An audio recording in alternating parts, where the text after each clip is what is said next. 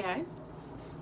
Um, so as many of you know, I just got home from my trip to Oklahoma, and I just wanted to kind of like talk about my trip and talk about it's just a little baby testimony about like everything that God's been doing in my life and the struggles that I've been going through because I have my journal, so I can't write about it, but I just felt really inspired to make a video.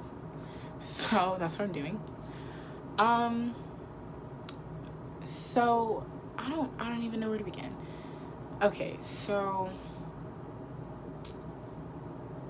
June 11th, 2019 was when I found out that I was losing my job. I found out that the store wasn't making enough profit and it was gonna close down, which, you know, I kind of assumed because it wasn't as busy as it should have been. And so like I could put two and two together, but I didn't think that it would go out of business that fast. It was my first job. I really connected with my coworkers, even though sometimes they drove me nuts. But, you know, that's life. You know, and it wasn't bad at first. When I found out, I was like, oh, okay, when are we closing? They said September. And I was like, okay, it's June. I have the rest of June, all of July, and all of August. That's the entire summer when school hasn't started yet. So I have time, right? No.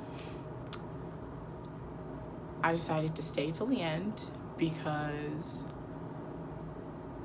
I didn't want to leave. After everything that I had gone through, it was my first job. It was my first experience with everything.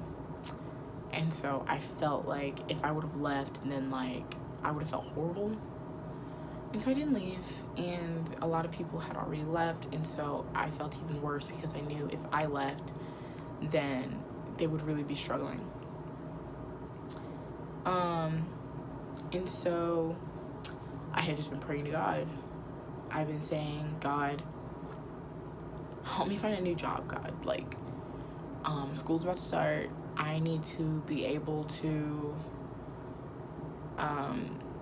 just take care of all of these expenses that are gonna head my way. And I kept praying about it, and I kept praying about it.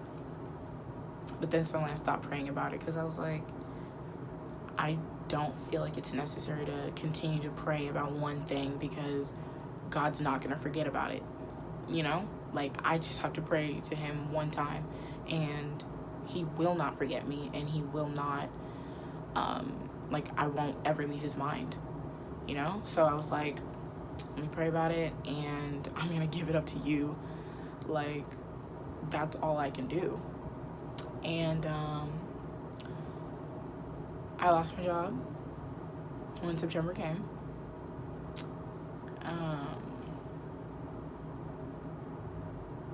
It was hard. It was hard leaving everybody because I knew that those were all good people and everybody had found a job already, and so I was so happy for them except for like 3 other people, including me. So 2 other people. And like, I don't know, it was a really emotional moment for me because I was like, okay, well, I lost this job. I already prayed to find another one, and so God's gonna provide, right? That's what I told myself because I know the truth. I know my Father, you know, like I know the God that I serve and worship. And I prayed, and I kept thinking about it, just like, God, like, I'm applying to these places, nobody's emailing me or calling me, and the only time they email me or call me is when they're telling me that I didn't get the job. And so it was a lot for me because that was my first time, like, being rejected from a job. Like, I applied to my first job, and that was the only one that I had applied to, and then they accepted me. And so I didn't have to go through the job search process. And so that was my first time, and I had applied to 20 plus places, and they all said no.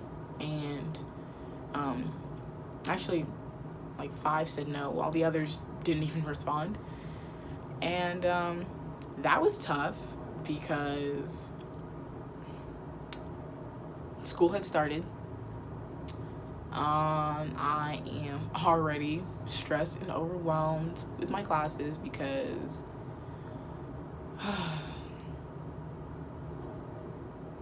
projects and assignments like to start on day 3.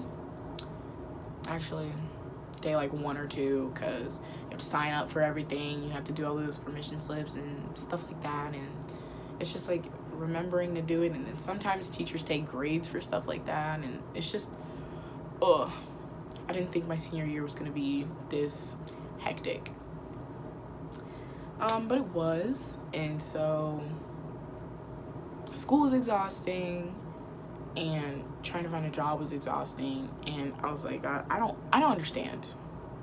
I don't understand. I already prayed about this. I prayed about it. I went to my Bible. I read my Bible. I read your word so I could know. I can know what you want me to do. Like, I sought you out, and I felt like I held my hand out to God, and he didn't take it. He didn't want it. That's how I felt, which is completely false, by the way. Anytime that you seek out God, or anytime that you try to pursue him, he is always there. He's always, anytime you reach out your hand, he's gonna grab it immediately. Just putting that out there. But that's exactly how I felt. The enemy was telling me that God forgot. Like, he really didn't care. And I was like, I prayed to you. I prayed.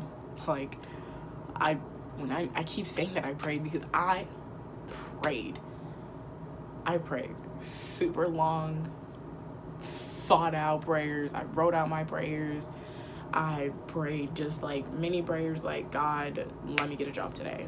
Like, just let me be able to provide for myself. And he didn't answer me.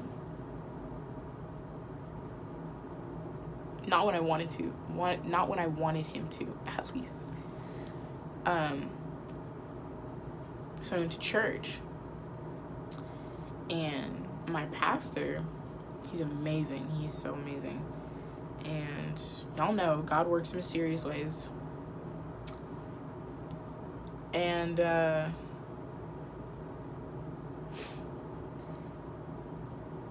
he was, I think, I might be wrong. Please correct me if I'm wrong. But I think it was the story of Joseph, where he was talking about something like, miracles happen when it is too late. And like, just thinking about it, like, that doesn't even make sense. Because like, I was always told God's always on time, you know? And like, his timing is perfect, and I tell myself that all the time. Like, anytime that I'm dealing with an issue or something, anything, I try my best to just give it to God, and not take over control again, because I know that his timing is perfect and things like that. Like, that's how I was taught. That's what I grew up on. And now I'm hearing that miracles happen when it's too late. What does that even mean? He was speaking, and he was saying that Joseph, I don't remember exactly what it was. I think it was a pit. He was in a super, super, super deep pit. And he was down there, and he was deep down there.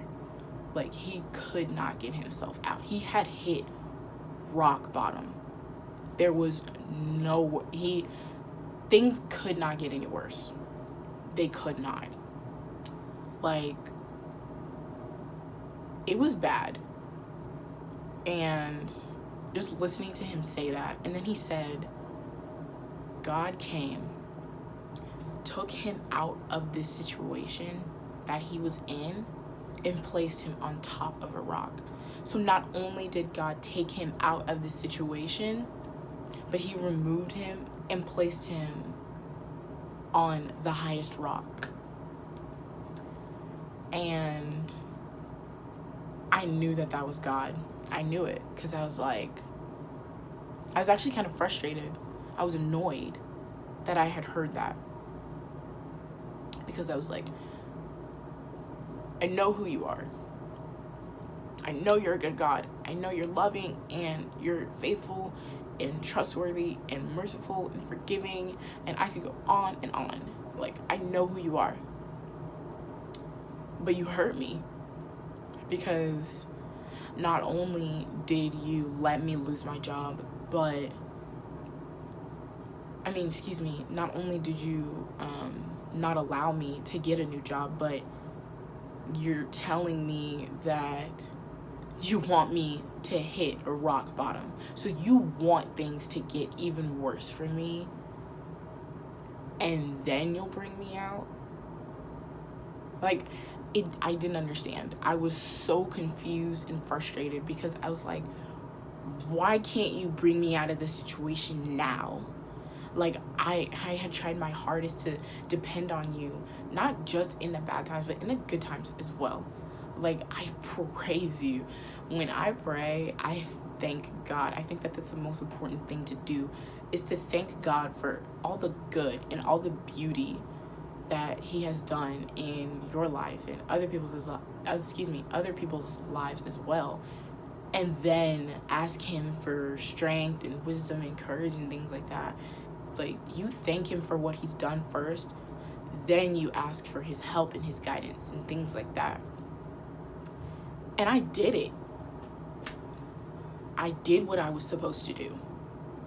I didn't know what else to do. I did it. And now he had the nerve to tell me, wait till things get worse, then I'll bring you out. And it frustrated me, because I thought, this is bad enough. I don't have a job.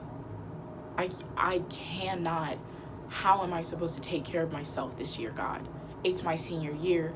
I need to be able to pay for prom. I need to pay for all the dances. I need to pay for my pictures. I need to pay for every event. I wanted to experience my senior year before I graduated and went to college. And now that I'm losing my job, I cannot afford to do anything. And I was irritated. I was like, what else are you gonna take from me? What else? I can't even explain the emotions that I was dealing with in this situation. And I was hurt. Boy, I was hurt. Oh my goodness. I lost it then. I cried so hard because I was hurting so bad. I don't know if y'all know, but if you've ever put your faith into God, and he is intentional. He is intentional. He knows everything that he's doing. He always has a plan. Trouble don't last always. It is working out for my good. But I didn't tell myself that. If you've ever put your trust into God and you've ever felt like he's let you down, you know exactly what I'm talking about. And I can't explain the emotions that I was going through. It was so much for me.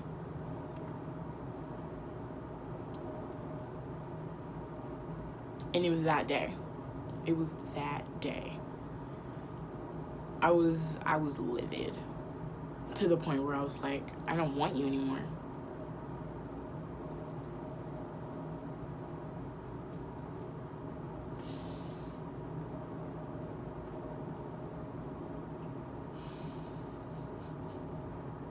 I told him I didn't want him anymore. Because you've already... Senior year has been a very rough year for me. Like, I lost a lot of friends. I'm overwhelmed and stressed, and I had lost my job. And like, that's not even half of it. And it has been so much for me. And I told him I was done. I'm done going to my youth group. I'm done trying to lead others in Christ when this is another lie. Like, I thought he was completely useless. Like, oh my goodness. I lost faith in him. I gave him my trust. I placed it in his hands. And I just felt like he just dropped it. He just let it go. That's how I felt. Mind you, faith is greater than feelings. Just putting that out there. I know this now. I'm reminding myself of these things now, after the fact. But it's important to remind yourself of these things during. But yeah, and I just kept losing everything this year.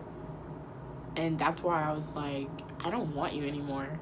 If this is how my life is gonna be after I keep pursuing you, I keep going to my youth group, I keep wanting to lead others to Christ because I know who you are.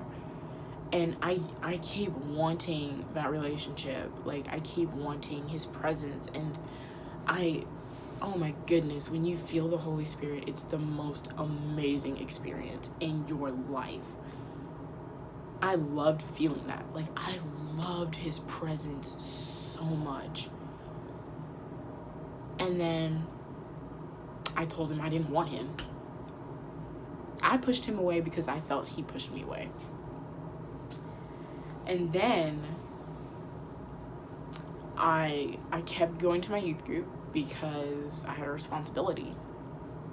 Like, I had signed up, I had signed up for it. I had agreed to take this position as a leader. And I wanted it because I wanted to share my testimony with others and tell people, this is what I've gone through and this is what my father did for me. Like,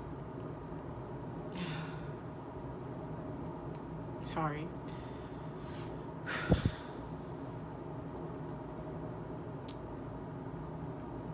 And I wanted to proclaim his truth. That's what I wanted to do. And he let me down. And I lost faith. And I didn't want to pray anymore. I didn't even want to listen to my worship music. I didn't even want to say his name. I didn't want to think about him. I didn't want anything to do with the dude. But, like, he kept pursuing me. And I can't tell you how frustrated I was with it. Because I didn't understand why he kept pursuing me, but he wasn't changing anything in my life. I was confused and I was lost. And I'm not gonna lie, I committed some awful sins because I was like, Jesus doesn't care about me anymore, so why should I care? You know, like, I'm gonna do whatever I want.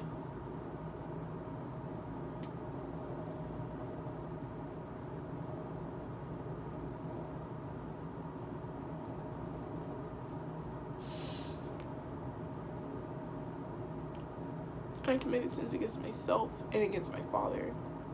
And I knew what I was doing. And I did it on purpose. Because I wanted to see his reaction. I wanted to see what he would do. Like, I know you're watching, like, and I'm gonna sin right here, right now, and you're not gonna do anything about it. You know, like, that's kind of how I was. And I did it, and pissed me off even more because he was still pursuing me. He kept and then the next week, went to church again, and he talks about the story of Job. And I don't know if y'all know the story of Job, but it is a beautiful one.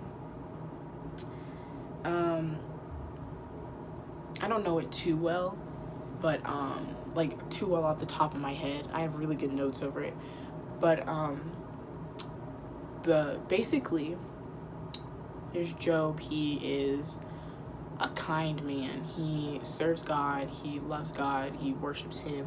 He has a beautiful family and a beautiful life, and he's a servant. He takes care of others, and he put God above everything.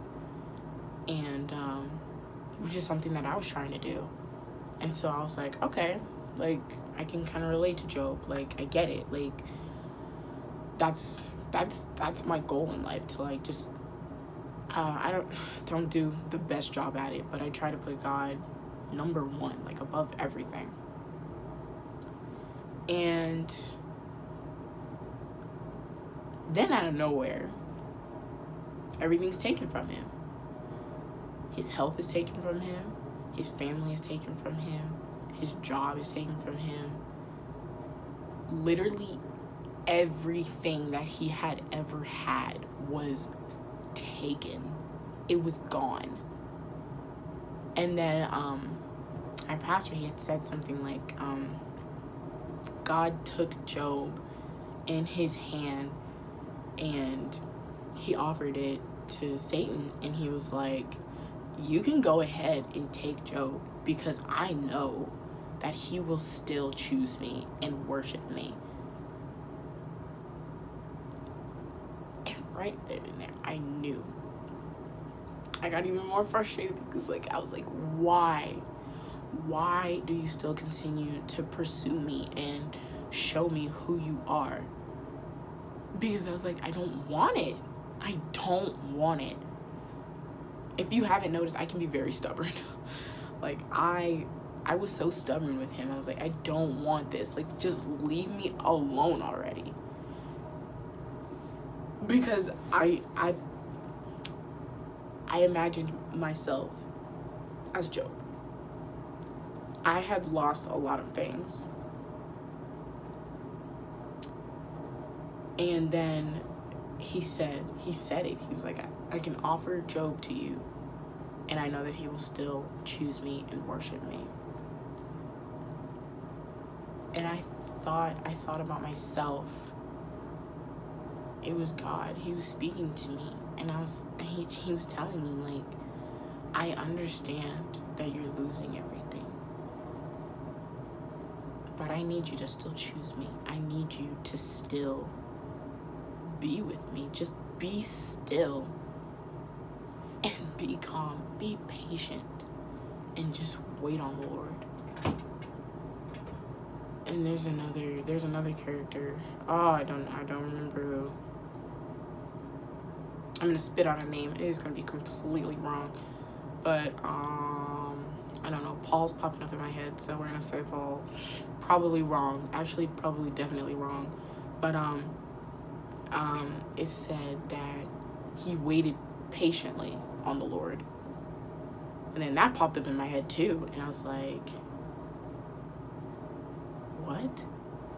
Why do you, I still don't understand. Why do you want to take everything from me and continue to pursue me and tell me that my life is gonna get worse before it gets a whole lot better, and then tell me that I should be patient and I should wait? Like, I don't want to wait on you. I already did that, and I'm done waiting. Like, I don't want to wait anymore. Like, because only you know how long you're gonna take, and like, maybe I don't want you to take that long. Like, I want it now. Like, I wanted a job already. I wanted my friends back. I wanted everything that I had lost back. I felt so empty and alone. And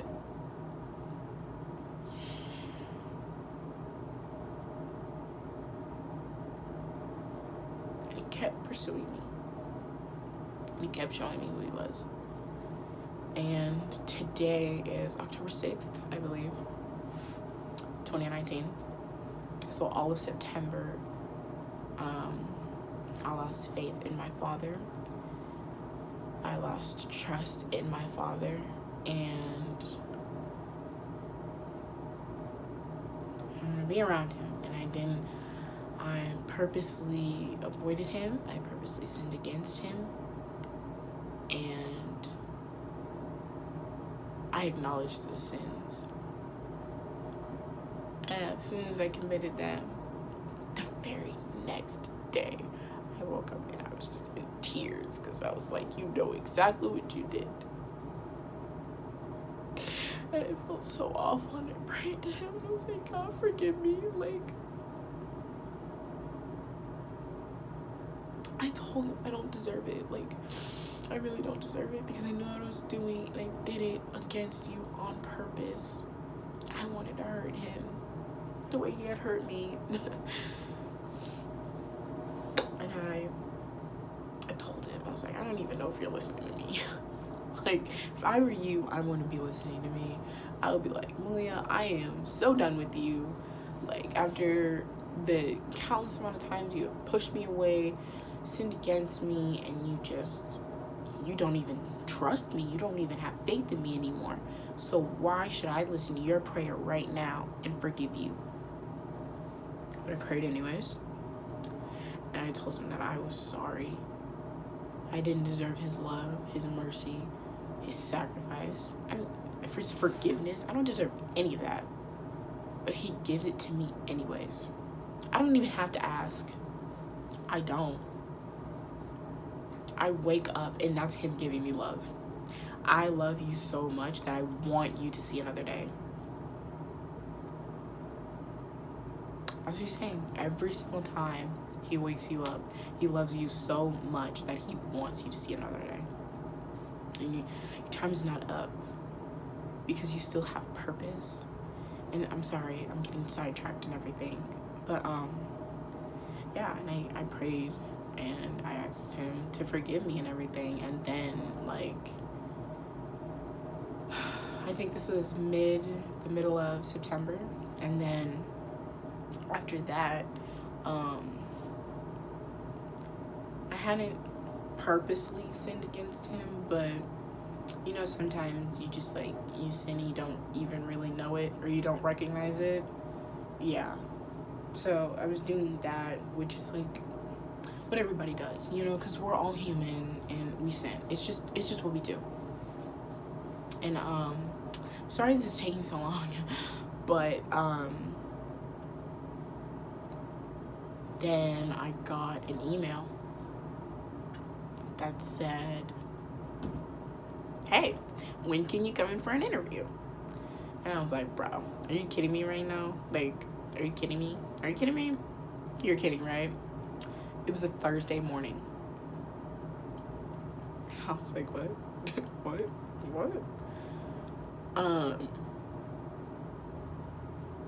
I went the very next day, Friday after school. And I didn't make it on time because her window was from 1 o'clock to 4 o'clock. And then I get out of school like 3:20, and so I tried to make it on time, but went to the wrong location, and then I got there late, and she had left early, and it's so much going on. And then I was like, bruh, like, you're still playing with me. I felt like he was playing with me. Completely false again. I was like, why would you tell me that I have a job interview if you're not even gonna allow me to make the interview? And then I get a text. She says, can you come in for the interview tomorrow, which is Saturday, from 10:30 to 11 or 1:30 to 2? I looked up and I was like, bruh, are you kidding me right now? So I told her I could go. And interview went very well. She appreciated how involved I was in my church and in my youth group and all those things like that. And she told me she was giving me a call 2 days later, and she didn't. She told me I got the job. Yay for me. But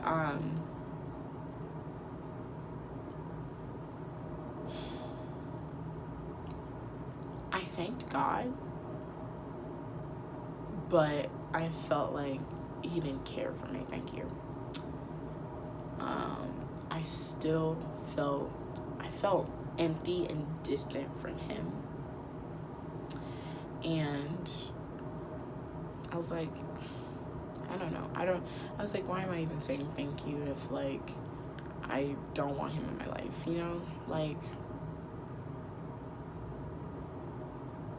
I kept reverting back to him. Like, I had so much anger towards him, and after I committed a sin against him, I went and prayed for forgiveness. And then once I got the job, I thanked him for it.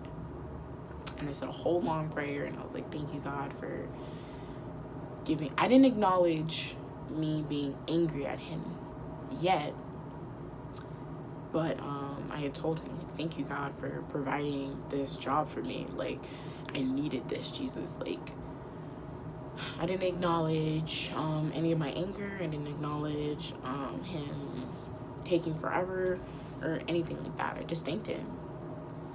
And I went on about my day.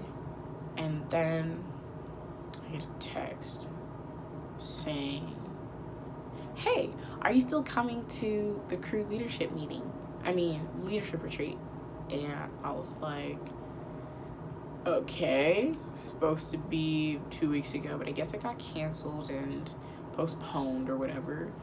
And so I'm like, okay, well, just got a job, so I probably can't even go. And I'm scheduled on that day that we were supposed to be not leaving, but we were supposed to be there. And then I was like, okay, so not going. And then 2 days later, I got that text. After I got the text, I messaged my manager, and I was like, hey, like, I know I just started working and everything, but there's this trip with my youth group that I'm supposed to be taking to Oklahoma this weekend. And I told her when we're leaving and when we're coming back and everything. And like 3 hours later, she texted me. She was like saying, yeah, since you're still in, she was so sweet about it. She was so sweet. She said, since you're still in training and everything, like, it's okay for you to go. And I was excited. I was like, whoa, like, wow, I get to go. Like I didn't even know what to expect. Like, I was like, okay, so I'm gonna go on this retreat. I'm gonna have a blast, and I'm gonna learn how to be a better leader, you know? Haha, that's not all we did. So, roughest 3 days of my life. Not even just 3 days, but like more than that. When. Okay, so Thursday I had to work. Didn't get off till 9:15. And then I called my sister to come pick me up, and then she couldn't pick me up until like 30 minutes later. And just for some reason, I was so upset. I was like, and I was just talking about how embarrassing it was, like, that she got distracted with cleaning, and what's it called? She wasn't paying attention to the time and didn't come pick me up on time and everything like that. And then I was crazy upset. And I was so mad I started crying. Like, I cry a lot. Like, I'm so sensitive. So, yeah, like, I cry a lot. But, yeah, I was so angry. And then, I was so angry. I was like, I don't even want to pack right now. Like, I'm not gonna pack. And, then I woke up, like, 4:30 in the morning. And I sat in the bed till, like, 5, and then I got up and started packing and doing all that stuff. And I had a whole list prepared. I was like, okay, I'm gonna pack X amount of socks, X amount of shorts, X amount of jackets, shirts, towels, toiletries, all things like that, like blankets, everything. Like, I'm gonna make sure I have everything. I'm gonna double check my stuff, like, not even double check, but like triple, quadruple check. Make sure everything is here, and make sure that you have everything ready, and that I had to take all of my things to school, and so I had to make sure that I had a place to put everything. And I did. Like, I found a place eventually. And so I put everything in there, and I was exhausted. My entire body was hurting. And what's it called? And I was like, wow, like, I don't even feel like going. Like, I just feel like calling a Lyft or calling my sister to just take me home. I was so exhausted. My body was sore from carrying all that stuff, which wasn't even that heavy, so I don't even understand why. But yeah, all of that stuff, it was little things like that first. But I was in a crazy good mood Friday, and I had my yellow pants on, which are my travel pants, and they always make me happy because every time I look down, like, they're so bright and yellow, and they just remind me, hey, you're getting ready to travel, and it's gonna be great. That's what those pants always tell me. That's why I wear them when I'm getting ready to travel. But yeah, and I was just in a really good mood. And then this was God, by the way, because I am very easily annoyed and ticked off. And that Friday, people were doing a lot of things that were annoying and ticking me off. Like, just stop. Like, just stop, you know? And I was unfazed by everything. Like, I just kept smiling and laughing throughout the day. And I was like, doesn't even make sense, but okay. You know? And, like, I didn't realize that, you know, it was God. Like, he was like, I want you to feel this joy, and I want you to feel my love today. You know, you may not notice it, but it's there, and I want you to feel it. And I was feeling it. And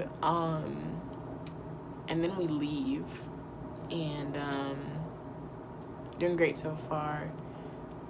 And me personally, I don't feel that close and connected with the girls that we went with.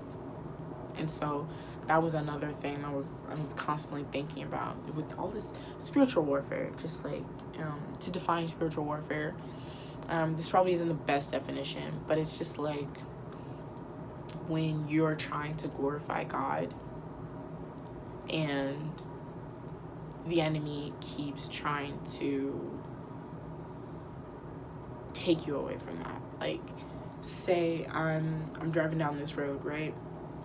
And it's God's path. God is leading me this way, right? And say, like, the devil's in the back seat, like the back seat, and he just comes up to the front and he, like, grabs the steering wheel, and we take a hard right to take a detour to, you know, however he wants things to go. And so that's kind of a weird definition of spiritual warfare. But yeah, that's what was happening. I was trying to go on this trip to learn about how to be a leader and glorify God. And mind you, I had completely forgotten about all this anger. and that I had towards him. And so I was pretending like everything was okay. And then all this spiritual warfare is happening. The devil keeps trying to make all these bad things happen. And I had a little stomach ache after I ate Chick-fil-A. And I didn't understand why, because, like, it was a salad, bro. And then I was still super exhausted, still super sore. And it's just, like, little things like that on our trip there. And then we get there. I'm unpacking, and I'm realizing, wow, didn't bring enough clothes. Like, I was like, didn't bring enough clothes, didn't bring enough blankets. Like, I'm totally unprepared for this weekend. And I was upset about it, and I was super tired when I got there, and I was frustrated because I was like, dude, like, why can't we just go to sleep? It was 9 o'clock, and I wanted to go to sleep. Like, sleep. No, it was 8 o'clock when we got there. And then we had this really big detour. We got lost in the woods for maybe 15 minutes and completely taken off track. One of the leaders got in a car accident, and it was just so much happening that Friday that literally everybody could have just been like, no, like, this is too much right now. Like, let's just postpone it again. Like, just another weekend, you know? Like, nothing's going right. And, you know, like, you know, anybody could have easily said that. Easily. But nobody did. Everybody was like, come on, we gotta come together. This is the time. When we're dealing with all this spiritual warfare, we have to come together and realize the only way, like, he is the way, the truth, and the life. You know, like, we have to remember that. We have to come together with our community and remember that. And I feel like that was our goal. And it was a lot, now that I'm, like, really thinking about it. And then when we got there, I was exhausted. I didn't know anybody. Like, it was the people from Oklahoma that were there. And, like, yeah, I knew their faces and everything, but, like, I really didn't, like, know them, you know? And so I felt kind of out of place. And I was like, I don't really want to be here with them now that I'm, like, here, you know? Ooh. And I realized, like, dude, these people just want to love Jesus just like you do. So, like, just try to connect with them like you know how, you know, because, like, you're a leader, you know how to connect with people. That's why you have this position, this leadership position, because you can connect with people and guide them and lead them. So connect with these people, and then you can learn a thing or two, and, you know, you can build a few friendships along the way. And so I don't even remember what we did on the first night. I know we did some worship music, and we talked about our qualifications, how we are qualified to be a leader. No matter what sins we have committed, are committing, or will commit, it does not matter, because we are qualified. And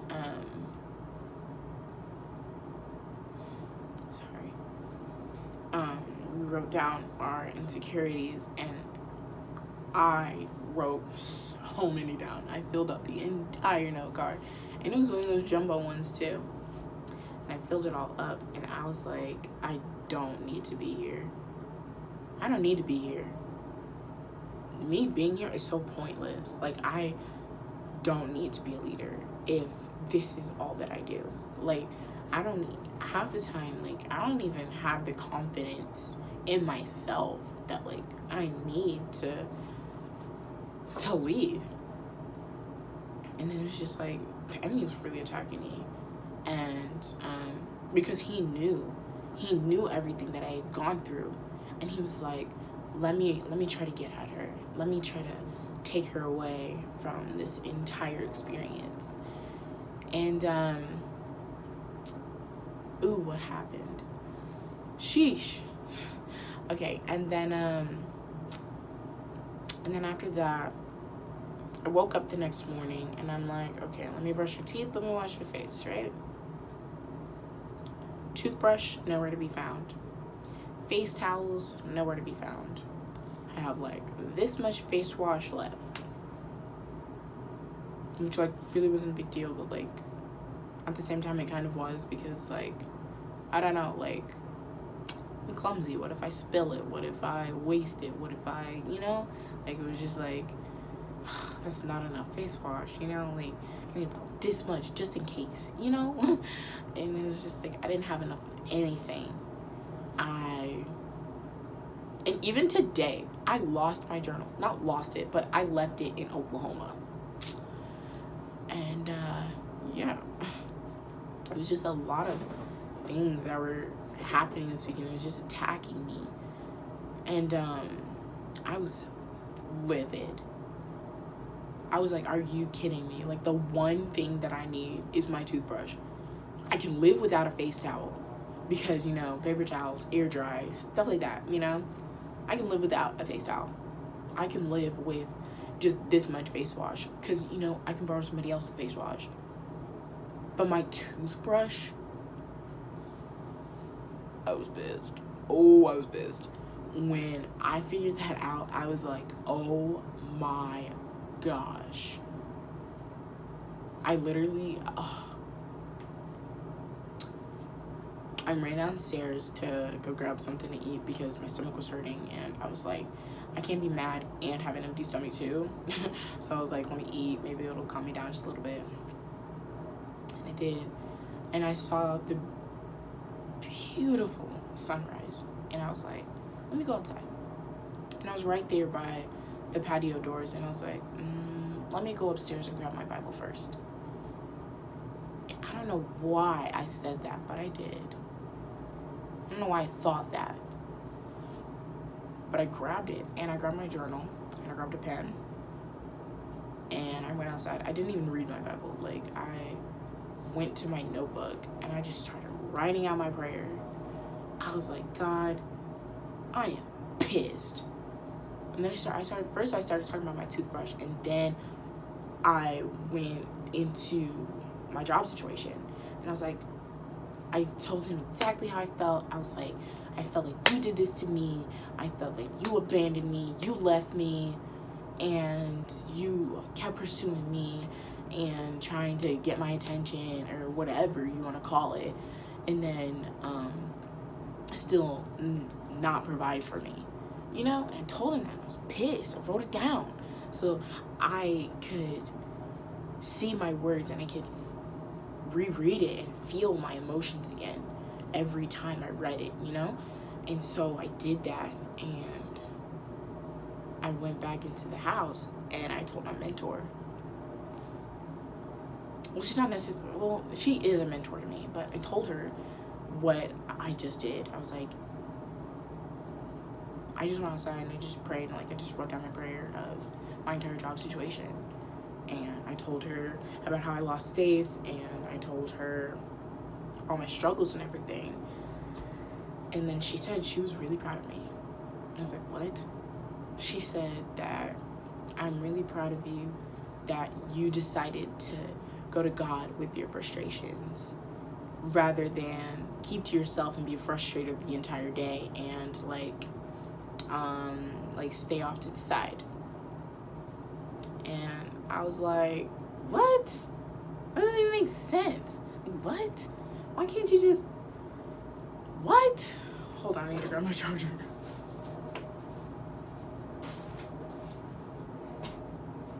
But yeah, I said that, and I was like, okay, I guess. It doesn't really make the most sense to me right now, but like, I was like, that's kind of not what I was expecting you to say.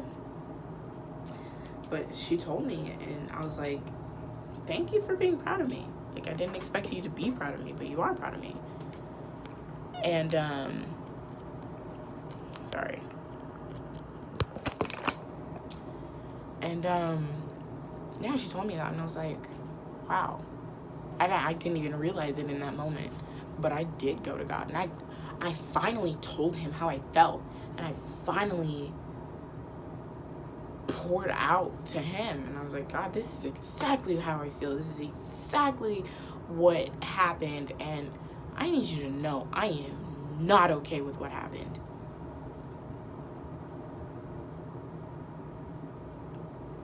And he answered me right then and there. Right then and there in that moment. Because as soon as I got done writing out my prayer, I opened my Bible. I just opened it because there was it's so funny. It's so funny and beautiful the way he works. I'm sorry. I had 2 pages that were bent and like they were creased badly, and I was like, like I need to go fix that. I open it. Guess what book of the Bible it is? Job.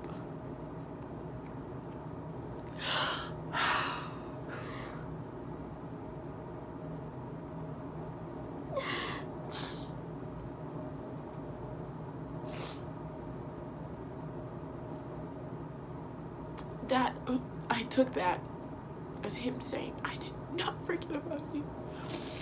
And I will never forget about you. And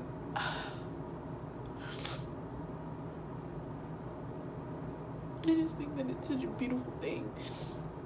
And the way he loves and the way he works. And just, I'm sorry. I'm so sorry. I'm so sorry. And just everything that he does. And then I was like, God. And I was like, just let me read it. Just let me read it. And it was crazy because it wasn't even the part where he had everything or where he was losing everything, but it was the part where he was defending God. He was talking about God, and he was just, I don't even remember everything, but it was just, Job went off. He was talking about how amazing his father is, and he was just saying, he was talking to Israelite maybe? I'm sorry, I have a horrible memory. But that's who he was talking to, and he was just speaking about how great he is. And just like, because you know how you can have a spiritual conversation with somebody and they can combat your questions with other questions? Yeah, that's what he was doing.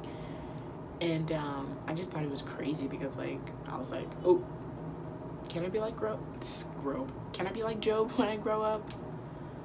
And then I realized, I was like,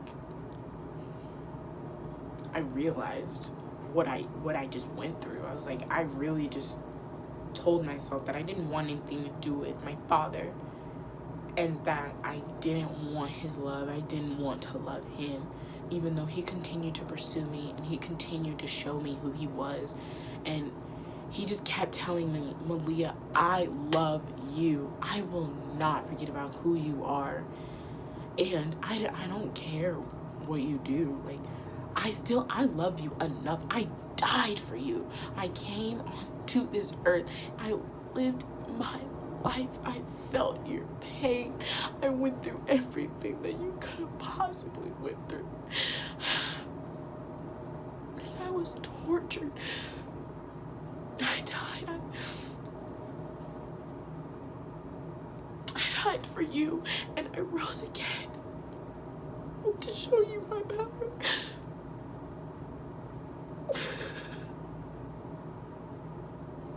I just think it's crazy. He did all of that, and I really said that I didn't trust him anymore. Because after everything he's brought me through, like, I was very suicidal and depressed before I accepted him and everything. But even with my, like, suicidal moment and my depression, like, I felt like me losing my job and losing my faith in him was my lowest possible moment. And I think it's crazy because he kept trying to love me and show me who he was and everything. And I don't even know. Like, I don't even know. I'm so ready. I'm so ready to just fall in love with him again. Like, I can't believe it. It breaks my heart to know that I doubted him so much and I didn't trust him with anything anymore. And I'm ashamed because, and then again, this is the enemy. I was thinking, how dare you call yourself a leader when you don't even trust him, you don't even have faith in him, you don't even believe in his word like you used to. And I was hurting. Oh gosh, I cried so much this weekend because I am so grateful for everything God has shown me, and with the beautiful, amazing people from Oklahoma. God, Heavenly Father, Jesus, I had no idea that I would learn so much from them. And I just wanted to say that I did have a really, really dark moment in my life, and I was at the bottom of the pit. And when it was too late, God reached his hand down to me and he dragged me out and he placed me on top of the highest rock. And for that, I am grateful. I am very grateful. But yeah, I had a beautiful experience, falling in love with my father again and learning so much more about him. And I can say that I want to put my trust in him, and I want to love him the way I used to. And with this weekend, with seeing everybody worship and praise and share their stories and stuff like that and their point of view on everything, I was amazed because I was like, wow, God, like, I had stopped thinking of you in these glorious ways, and I had stopped wanting to praise you and things like that. And I realized how beautiful it all is. Like, just watching everybody magnify his name and glorify him, I was amazed and I was astonished, and I was like, God, take me back to that place. I want to fall in love with you again, God. I want you to be my rock. I want you to be my everything again, and I love you. Jesus loves you. I love you. And he will not forget about you, like, at all. Bye guys, thank you.